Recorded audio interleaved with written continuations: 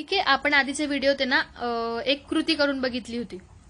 ठीक आहे, मग आता बघायचं आहे काय क्वेश्चन दिला त्यांनी, what are real and virtual image, म्हणजे तुम्हाला आभासी आणि वास्तव प्रतिमा यांच्यात फरक काय, म्हणजे रिअल इमेज आणि व्हर्च्युअल इमेज ह्या काय आहेत हे तुम्हाला सांगायचं आहे. How will you find out whether an image is real और व्हर्च्युअल, मग ती इमेज तुम्हाला रिअल आहे की व्हर्च्युअल आहे हे तुम्ही कसं फाइंड करतात, ती आभासी प्रतिमा आहे की वास्तव प्रतिमा आहे हे तुम्ही कसं दाखवतात. किंवा can a virtual image be obtain on a screen, आभासी प्रतिमा पडद्यावरती मिळवता येते का, तर त्याचं आन्सर असं आहे, a real image occurs when light rays converge whereas virtual image occurs when light rays only appear to converge, म्हणजे रिअल इमेज कधी दिसते आपल्याला जेव्हा लाईट रेज एकत्र येतात, कन्वर्ज होतात, एका ठिकाणी येतात. ठीक आहे, आणि व्हर्च्युअल इमेज कधी दिसते जेव्हा light rays only appear to converge, म्हणजे आपल्याला फक्त असं दिसतं की ते होणार आहेत. ठीक आहे, होत आहेत. मग when the image is obtain on a screen it is real image, जेव्हा स्क्रीनवरती आपल्याला पूर्ण त्याची प्रतिमा दिसते वस्तूची तर त्याला काय म्हणतात, रिअल इमेज. आणि whereas when the image is not obtain on a screen it is virtual image, ती होत नाही, स्क्रीनवरती क्लिअर इमेज आपल्याला दिसत नाही, स्पष्ट प्रतिमा दिसत नाही, ती असते व्हर्च्युअल इमेज. ठीक आहे, real image are image always inverted, real image काय असते, नेहमी इन्व्हर्टेड असते, उलटी असते. आणि when a virtual image is always erect, virtual image काय असते, इरेक्ट असते. A virtual image can not be obtain on a screen, virtual image कधी स्क्रीनवरती दिसत नाही. आलं लक्षात, स्क्रीनवरती ऑप्टेन होत नाही. आता इकडे बघूया. As shown in the figure 7.7 and object AB is place बियॉइंड the point 2F1, म्हणजे आकृती 7.7 मध्ये दाखवल्याप्रमाणे AB ही वस्तू कुठे ठेवली आहे, 2F1च्या पाठीमागे ठेवली, म्हणजे 2F1च्या आधी ठेवली पाठीमागे. The incident ray BC starting from B and going parallel to principal axis goes through the principal focus F2 after refraction along CT. मग याच्यानंतर हा जो आहे BC हा काय, इन्सिडेंट रे म्हणजे आपत्ती किरण आहे, तो कुठे जातोय, पॅरलल. कोणाला पॅरलल आहे, प्रिन्सिपल ऍक्सिसला, म्हणजे याला तो आपत्ती किरण काय आहे, पॅरलल आहे, समांतर आहे. आणि तो कुठून जातोय, प्रिन्सिपल फोकसमधून. आपण पहिलाच नियम बघितला होता.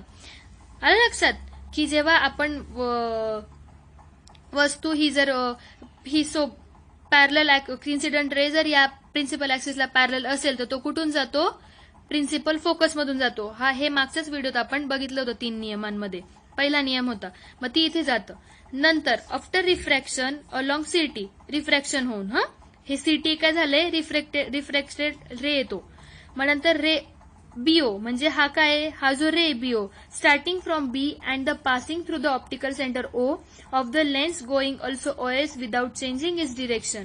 मग काय झालं की जो B पासून निघणारा जो प्रकाशीय व केंद्रातून जाणारा आपत्ती किरण आहे BO, हा काय, इन्सिडेंट रे, कुठून निघतोय तो, CT या मार्गाने जातोय, पण B पासून निघतोय ना, तो B पासून निघणारा व प्रकाशीय केंद्रातून जाणारा, म्हणजे starting from B and passing through optical centre. इथून B पासून स्टार्ट झालाय पण कुठून जातोय, ऑप्टिकल सेंटर मधून जातोय. Then OS without changing is direction, तो त्याची डिरेक्शन चेंज करतोय का, नाही, त्याची डिरेक्शन काय आहे, ही चेंज झालेली नाहीये, ती एकाच डिरेक्शनने जाते, त्याची दिशा बदललेली नाही, तो एकाच दिशेत जातोय. मग काय होतं, it intersect CT in B dash, हा CT आहे आणि हा एकत्र मिळाले, काय झालं, हा रिफ्लेक्टेड रे आणि इथून जो एक रे पास होतोय ते एकत्र झाले, ते एकत्र झाल्यावरती A डॅश B डॅश नाव दिलं, ही त्याची प्रतिमा इथे दिसली. समजलं, म्हणजे काय झालं, that the image of B is form at B dash, म्हणजे ह्या B ची प्रतिमा, त्याची इमेज कुठे फॉर्म झाली, कुठे दिसली आपल्याला, ह्या इथे, का तर हे पॉइंट एकत्र आले, म्हणजे हे काय झाले, एका ठिकाणी कन्व्हर्ज झाले. आलं लक्षात. As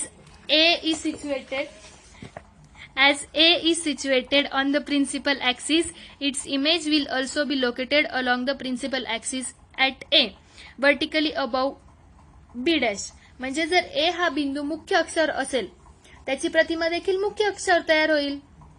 A हा बिंदू कुठे असेल, मुख्य अक्षावरती, प्रिन्सिपल ऍक्सिस वरती. त्याची इमेज कुठे बनेल, त्याची प्रतिमा कुठे दिसेल, ती पण आपल्याला प्रिन्सिपल ऍक्सिस वरतीच दिसेल. ठीक आहे. मग thus A dash B dash will be the image of A B form by the lens. म्हणजे ही ए डॅश बी डॅश आपण आताच बघितलं. ए डॅश बी डॅश ही काय, त्याची प्रतिमा तयार झाली, इमेज फॉर्म झाली. कोणाची, ह्या ए आणि बी ची. समजलं. So we can learn that if an object is placed beyond 2f1, the image is formed between f2 and 2f2. It's real and inverted, and its size is smaller than of the object. आपल्याला काय लक्षात आलं रे, की आपण वस्तू जर f1 च्या पलीकडे ठेवली असेल तर त्याची प्रतिमा कुठे दिसते आपल्याला, हे f2 आणि 2f2 च्या दरम्यान.